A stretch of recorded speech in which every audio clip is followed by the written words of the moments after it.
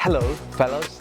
As you can see, today I'm at the Potong restaurant on the Vanish Road in the area of Chinatown, Bangkok. So mystery, isn't it? I can sense all the Thai Chinese atmosphere from seeing these old architectures and smelling all the herbs. So let's meet with a special guest today. She's the chef of this restaurant. Hello. I know that you know better than me that where am I sitting at? Yes, I'm sitting at one of the most popular restaurants in this era in Bangkok. And the name of the restaurant is Potong. Yeah, I know you know it. And right next to me, she is one of the top chefs in Thailand who just won the award called the Asia Best Female Chef 2024 from the 50 Best World Restaurant. How good is that? I'm so excited. So let's meet her. Chef Pam Pichaya Soontornyanakij. Did I pronounce this right? Yes, correct. Oh, okay. สวัสดีครับ A pleasure to meet you. To finally be here. I'm so excited, and your restaurant is so beautiful. Thank you. Okay. For those who might have no clue about fine dining business, they might not know about you at all. Could you please introduce yourself and tell the audience what or who actually inspired you to become a chef? Right. So, where to start? I'm born in Thailand, and I've raised in a Thai-Chinese family and a mixed culture because my dad is half Australian, half Thai, and as well as Chinese, and my mom as well. And I grew up, in a family that food is like the center of the family. Food is, is a gathering of our family. It's very important, and we just love eating food. But in a way, I grew up and I didn't study cooking at the beginning. I studied communication arts or Nite Jula.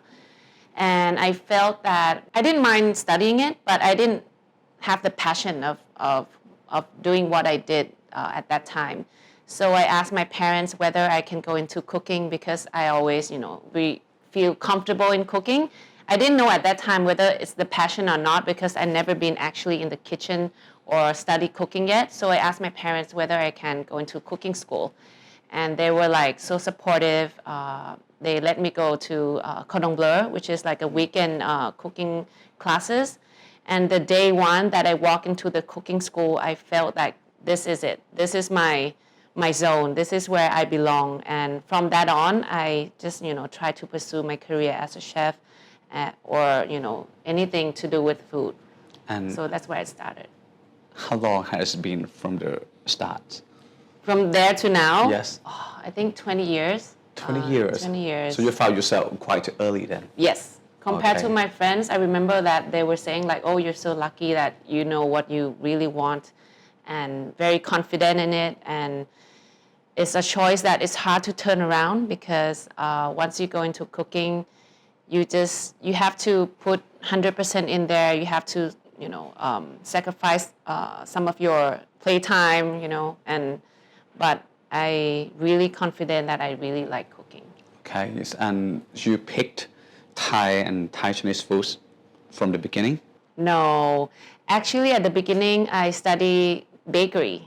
Okay. Yes, as a young bakery first. Yeah, okay. Because as a young, female student at that time, baking is something that you can do at home. It's just, I think most of the people who started cooking or started doing something in the kitchen at home, they would start with, bakery because it's something kanom. Yeah. It's something that you can do and give to someone. It's very cute. But then after that, I get a chance to go into the hot kitchen. And I felt the heat and I just fall in love even more because I like to play sports.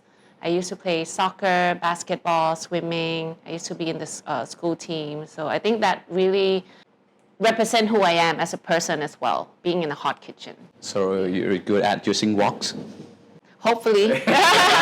And you're good at playing with fire? Yes. Okay. Oh, but you look very, you look like a quiet, silent person. But when you talk, I can see the sparkling in your eyes. Oh, thank you. Then I must ask, why here?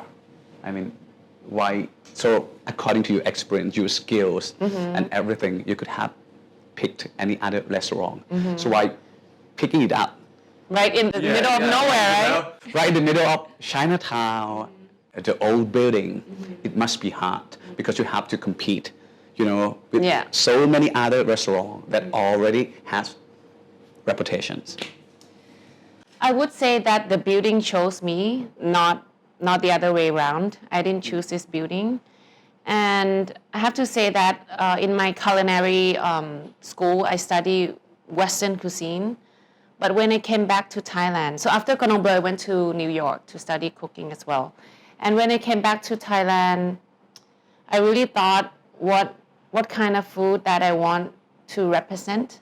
And, I've grown up eating Thai Chinese food with my mom, and I learned through her. And I felt like I've been around the world studying food, but when I come back to my own country, I want to represent what my heritage is. So this building is 120 years old, and my ancestor built it, and my grandfather owns it now, and he rented out for over 50 years. And 2019, the tenant left, so I have a chance to come in and see the building. And I remember when I walked from the first floor to the rooftop, it's like a goosebump. It's like, I want to turn this into... This is it? Yeah, this is it. Okay. I want to turn this into a restaurant. And I know it's in the middle of nowhere. It's not a luxury area, I would say, because there's so many shops around, very hectic. But for me, it's part of the charm, even though many people doubt it at that time. But it turned out to be a great journey for a customer to come here. Yeah, right at the beginning, it's like a Mr. Wesley restaurant, very vintage, very old style. Yes. So people curious and would like to come in to try the foods that are hiding. Yeah, okay, that's kind of concept. Yes. Okay. Being a female chef and being a girl in the Chinese family, which one is more difficult? Because they say that being a chef is very difficult, it's very hard, it's a hard work to do. And growing up in a Chinese family, you must face so many obstacles, so many pressure, so many old style, old norm. Yeah, I mean, for me personally, my parents raised me, and I have an older brother, in a very Western style. So I'm very lucky. I didn't have that pressure of female being less important, I would say. I didn't feel that at all because my parents are very supportive, very fair, and but being a female in the industry is quite difficult because we are. It's not that we are abused or anything. I didn't. When I work in New York, I didn't feel that at all. But it's just because when you get married, you have kids. That's where the struggle kicks in. When I was pregnant, it was difficult to work, and emotion is like swing, right? Yeah, I know. So I think that's where a lot of moms, a lot of women who have family, drop off from pursuing her career. And They to abandon balance, because they have to sacrifice everything for their family. yeah, and to balance the time of being a mother and a career woman is very difficult. And as a woman, especially in Thailand or in Asia, we feel that we are responsible. I feel guilty that I don't spend much time with my daughter at the beginning, and I almost I cried every day. I almost dropped off I don't want to pursue my career anymore because I want to be a good mother. But then as time goes by, I feel like I can do both, and I can put 100% in both in the time, in the present. Like for today, I'm with you. I put 100% here at work. I don't think about home, but I'm so lucky that I have my her grandparents, or my husband's parents and my parents are really helpful in that. So that makes a lot, more easier for me to do both. Okay. So you have some help from a lot of help. Your family and your husband's family. Yes. And right now your daughter is at school. Now, holiday. A holiday. Yes. Okay. Yes. That's cool. Let's talk about food. Okay. So as a Thai Chinese chef, so do you prefer Thai dishes more than any other cultures, or you like Western food? What type of foods do you prefer actually? Thai for sure, 100%. If I have to choose a cuisine that I have to eat for the rest of my life, it would be Thai. Okay. Yeah. What's your favorite dish? ผัดกะเพราไข่ดาว Very simple. Oh, same to me. Right? Yeah, because that's something that we've been growing up with. Yeah. And we can eat it every day. Right, ไม่ right. เบื่อไม่เบื่อ ไม่เบื่อ ฮะแต่อาจจะปรับเหม็นกระเทียมนิดนึง so ผัดกะเพรา but well stir fry with basil so if you have to pick one ผัดกะเพรา from any other restaurant in Thailand so which one would you recommend So I live very far away from here. I live in Salaya. So it's quite far. okay So the restaurant I would recommend because I order from my house. Okay. Is around there. It's actually a noodle shop.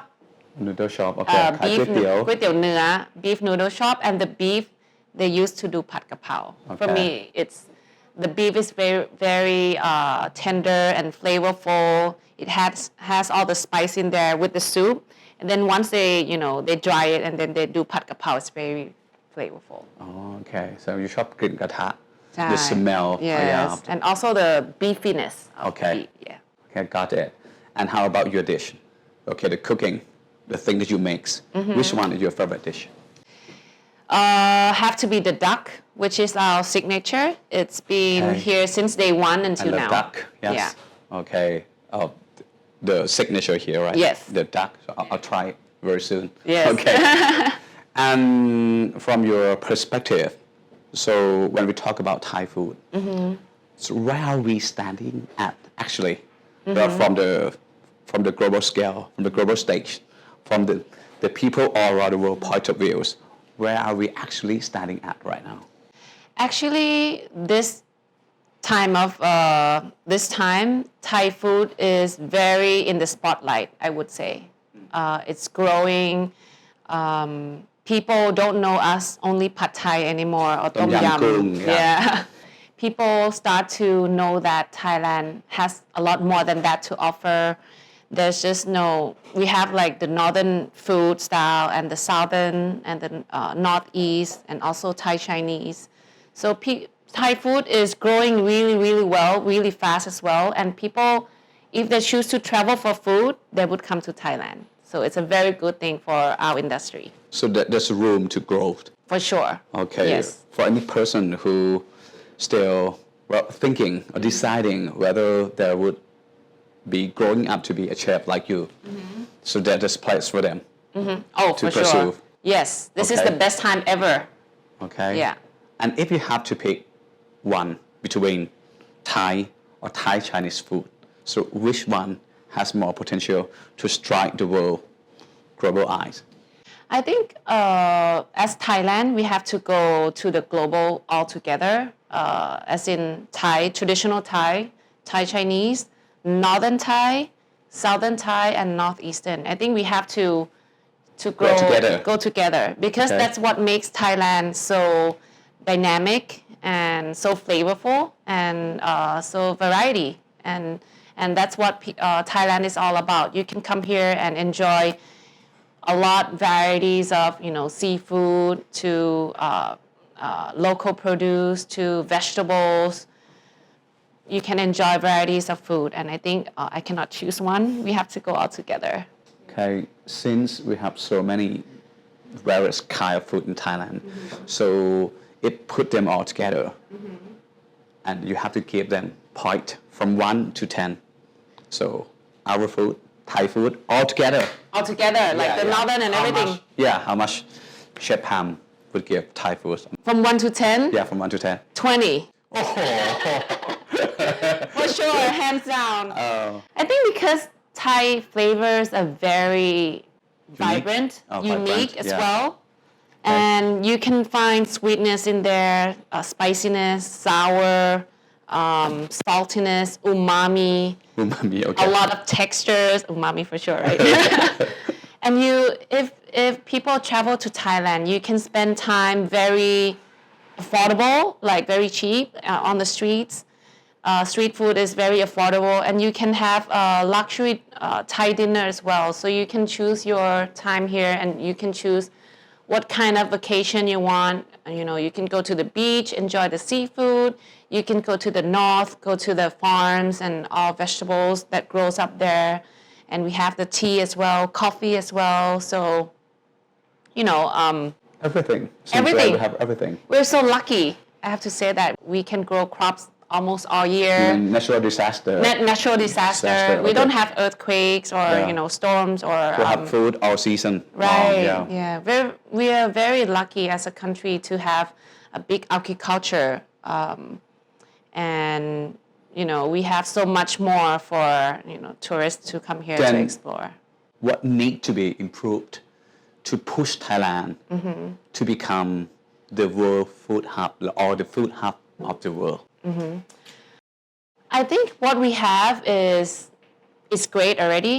Is not to is I don't want to say that we want to improve what we have because what we have is already special, but we just have to make how to make what we have visible. It's like marketing. How can we market? How can we put ourselves into people's eye around the world that what we have? People usually think Thailand is dangerous and you know it's only cheap food, but actually here we have it's a paradise here and it's very safe and you know we just have to show them. And once they come here, we have to make that happen also as a whole, you know, as a team. Yeah. South Korea, as we all know, Yeah. they present their cultures and their foods throughout all the medias, Correct. all the entertainment. Yeah. But Thailand, we are still finding the way to present that kind of thing because we try to push the soft power word. Correct. Okay, so would you like to explain or define the meaning of the soft power words? Because I think many people are still confusing. I think for me, I don't know I'm right or wrong. Soft power is something that is an indirect message. Food is one of them. For example, I can do soft power as well, individual. Everyone can. And for example, when I go to cook, for example, at Tomorrowland, I just came back from Tomorrowland 2 weeks ago. I cooked Thai food. Wow, you've been to Tomorrowland? Yes. The biggest festival in the world? Yes. Okay, could you please tell us about your experience? Yes. So what do they have there in the Tomorrow? So Tomorrowland is a big music festival once a year, and they also, you know, highlight the food around the world as well. So food is a big part of the Not only music, but food as well? Yes, and lifestyle. Okay, so what do they serve there? So they have served so many things, and I represent Thailand and Thai food. So I did 3 menus. Okay. I did lap head because they want one vegetarian. Okay. Lap head, and then ไก่ย่างน้ำจิ้มแจ่ว. Yeah. Yes. Yeah. And You can then mix that. because they want something easy in a skewer. Yeah. And then the last one is a more of a substantial dish. It's gang bang. Okay. Gang bang So with you a might steak. with Thai rice. Thai rice, jasmine Okay. rice. So when I went there, I sent the recipes and I went there and talked to the caterer. I adjust because there you don't have everything, right? But I choose the menu that they have because I want the flavors to be authentic and the spiciness, I want it to be like there. I don't care. I want to show what Thailand has to offer. And it turns out people love it. Wow. People are willing to try Thai, you know, spice and Thai food that they never tried before, and it became a long lines, and I able to show what Thailand has to offer Okay. as a Sold flavor. out or 3 menus? Oh yeah, I didn't have time to drink water. I just like grilling the chicken. Which one is the most popular between lap head, ไก่ย่างน้ำจิ้มชาว and แกงแดง So which one? Guess. You guess. แกงแดง Almost. ไก่ย่างเหรอ Gai yang. But it's easy to eat though. Yeah, because gangbang is a big portion and people Yeah. have to sit, but gai yang is, you know, some people just want to have a snack and they go. So gai yang is like But, the but most selling. grilled chicken or ไก่ย่าง or many countries have ไก่ย่าง Yeah. of their own style. The Portuguese, the Mexican, and, Correct. you know. Yeah. Okay, but we can compete with them, right? Oh, for sure. Okay. We have a longest line. Okay. I think that's a very a soft power for that everyone can do. When they go abroad, they even talk about Thai food. When you have someone visit you from abroad, you can take them to a very traditional Thai food, or you go out to other country, you can talk about it, or in movies. You can have a scene in a Thai restaurant or in a Thai street food. So it seems easy to do, but then everyone have to do it together. Okay. So it becomes bigger and bigger. So Thai people must see the same direction. Correct. The same picture. Correct. Share them and try to show the world. Correct. But that's kind of difficult though, because, well, for example, if we talk about pad krapao, our favorite dish. Yeah. I don't think everyone can tell me which one is the real pad krapao. We kind of have some standardization problem, So the standard quality of pad krapao. So How do we do it, right? Yeah, but because some pad krapao put, what is it? I got tofu yao and corn in it. Yeah. And I don't think that's a pad krapao that I grew up with. I think pad krapao is a good example because every household have different version, right? We don't have to say that pad krapao has to be this way. We can mark it as like pad krapao is a very variety of how Thai people eat. That can be the selling point because, for example, there can be an article about pad krapao, many variations, and it depends on how you like it. Yeah, that's the nature of what we do. The only one core things, so you have to put the basil in it. Correct. Something like that. Yeah, Thai so basil. we have to communicate to the world. Yes. And try to make the standard. Yeah, I mean, we don't have to change what pad krapao really is because it's the truth that pad krapao will never be the same in different shops, and that can be the selling point as well. Okay. So I see it that way. I don't know. Yeah. So I would like you to say something to the new young generation who try to pursue their dreams to become a chef like you. So what do they need to do? First of all, I want you to answer yourself. Are you sure you want to be in this industry? Because it's not easy. Okay. You're not going to get rich from it instantly. You're going to have to work hard because that's the only way. There's no shortcuts. But if you're sure and you don't give up and you don't give up when you fail, because I fail so many times and that's part of the pathway, you have to be determined and you have to have a short-term and long-term goal, and I'm sure you're going to reach your goal for sure if you are determined, you're passionate about it, and you're sure that you really like it. Okay. So just don't give up. One last question is the question about our program, our show. So if you have to pick one biggest issue that you think it's about time to seriously talk about it, and people might forget to talk about it, what would it be? A lot of people locally and internationally view Thai food as a cheap food. They are wrong. It can be in a fine dining level, and it can be, it can match, French food or Italian or Japanese, because we have a very good product. For example, seafood, especially seafood, I think. Thai seafood is one of the best in the world. Like, for example, here at Potong, we serve blue crab. And every time I travel abroad and try to cook this dish with blue crab, nothing tastes like the one we have here in Thailand. And I'm proudly present that Thailand has the best blue crab. And, that's one example. And I feel like Thai food can go further and beyond. And I want to change people's perspective of Thai food. For sure, Thai food has very affordable street food, but we also have, fine dining and young chefs that willing to highlight Thailand product and produce that we have. So it's not only about time to talk, but it's a time to push Thai food into the higher level to Yes. compete with every other food Correct. all around the world. Correct. And you believe that we can do it. For sure. Okay. Thank you very much, Chef. Thank for you. sharing your opinions and your experience. It's been a great pleasure. Thank you. And for all the audience, if you missed it, try to watch from the beginning. You will learn a lot from Chef Pam today. Until next time, stay tuned with The Nation with A Time to Talk. And let's guess who's the next guest in the next episode. See ya.